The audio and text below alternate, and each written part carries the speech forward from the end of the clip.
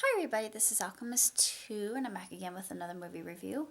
I just recently saw Pirates of the Caribbean, Dead Men Tell No Tales. And I've enjoyed the entire duration of Pirates of the Caribbean. I'm a huge fan. If you don't already know, I love Johnny Depp and I have his autograph.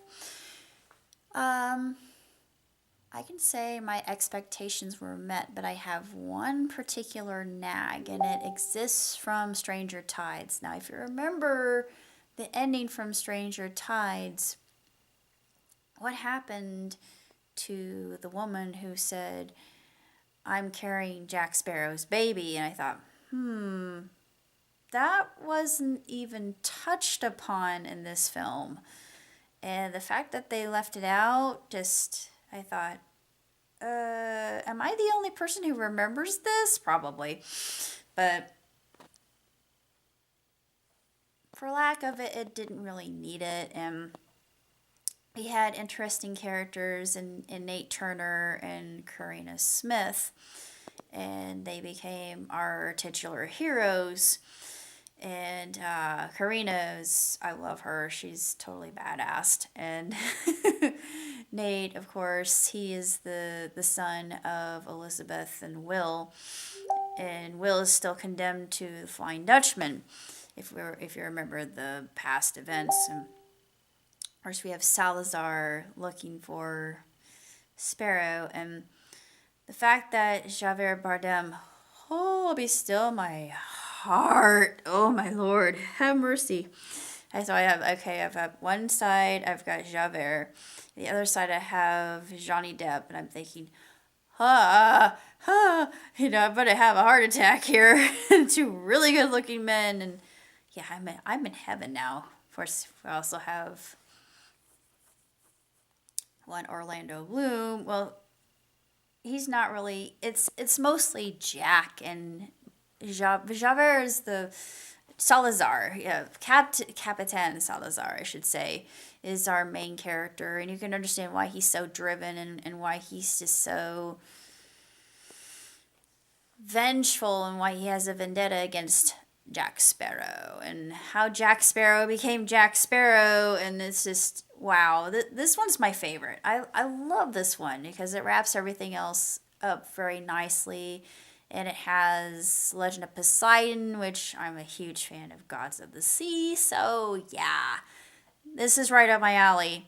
And you also have a little bit of historical fiction with Galileo Galilei and Carina. And we learn a little bit about Barbossa. And Barbossa's become a really favorite character since the very first Black Pearl, since that movie came out. I fell in love with Barbossa. I'm like, I like you, and just your rebel, uh, you know, damn the torpedoes and full steam ahead kind of take charge attitude and chaos. It's just I don't know why, but I love him so much. You think, do you really know what you're doing? You have no regard for logic. You're just kind of you're very impulsive, and somehow, some way, everything falls in his favor, and he just has luck on his side. He's just unbelievably.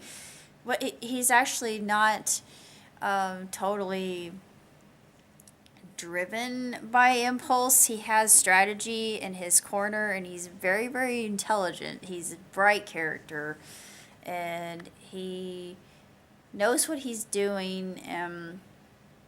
You can see he's a good leader.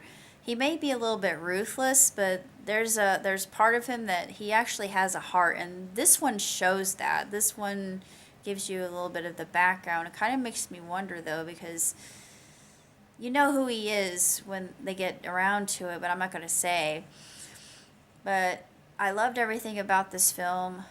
Salazar, hands down, my favorite villain, other than Edward Teach, because Edward Teach is historical, and I think Salazar is one step above because Salazar just looks imposing and he's creepy and ooh, ominous. And yeah, the stop motion that they used with him was just so amazing. And everything about this movie was just absolutely beautiful, and I love the characters that played Nate and Karina.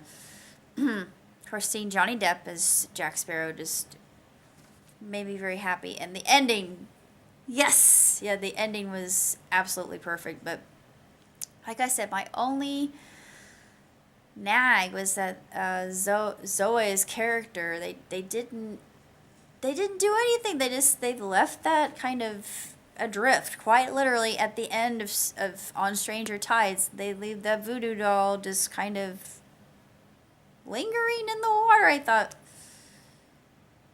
I would be very surprised since everything was so tied up very neatly.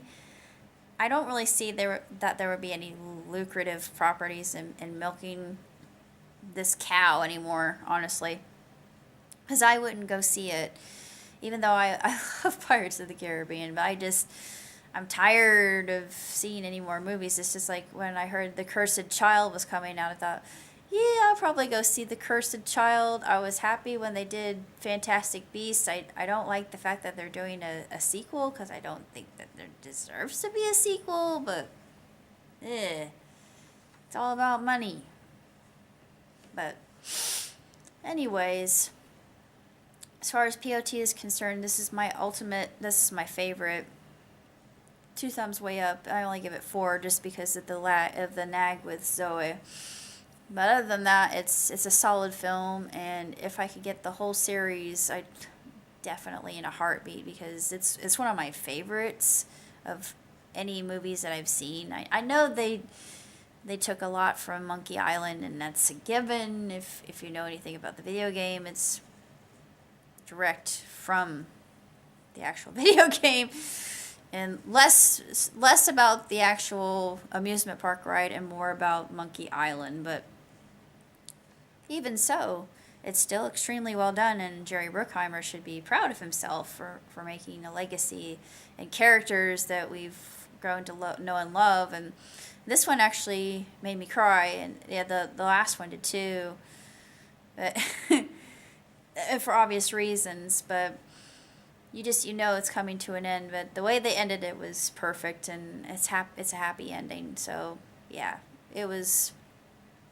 superb in my book. And other than that, I don't have that much else to say about it. So until next time, live long and prosper. Ciao, Tootsie.